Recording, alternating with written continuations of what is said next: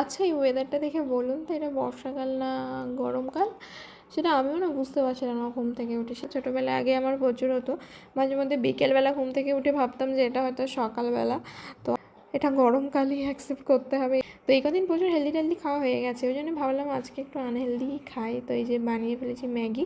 শুধু ম্যাগি খেয়ে হয়নি, মনকে সান্ত্বনা দেওয়ার জন্য একটু আবার বানিয়ে ফেলেছিলাম ছাতুর শরবত। ব্যাস, তারপরে আমি গুম্বাকে নিয়ে বেরিয়ে গেছি একটু ঘোরাতে। তো এতদিন আমি দেখেছি যে বিড়ালই ইঁদুর ধরে, আজকে আমার সেই ধারণা পুরো পাল্টে গেল। এই বাবা জীবন যে গর্ত দিয়ে ইঁদুর ধরার জন্য কী চেষ্টা করছিল, মানে কি বলবো, যথারীতি জোর করে তাকে টেনে নিয়ে আমি চলে এসেছি বাড়িতে। আর এই যে এখন ইঁদুর ধরতে গিয়ে ক্লান্ত, এখন চিমুনি কাটছে। তো তারপরে গেলাম একটু মাকে হেল্প করতে, তো দেখি কাটছে মা একটা আম, তো খেলাম একটু কাঁচা আম, এটা ভীষণ টক আমটা। এক ঝাঁক নিম পাতা এনেছে, কোনো তেতো টেতো হবে। গ্রামে থাকার কিন্তু এটা একটা বেনিফিটস বলতে পারো, সব কিছুই ইজিলি হাতের কাছে পাওয়া যায়। তো তারপরে দুপুরে খাওয়া দাওয়ার সাথে সজ্জা বেরিয়ে গেলাম ডিউটির উদ্দেশ্যে। শুরু।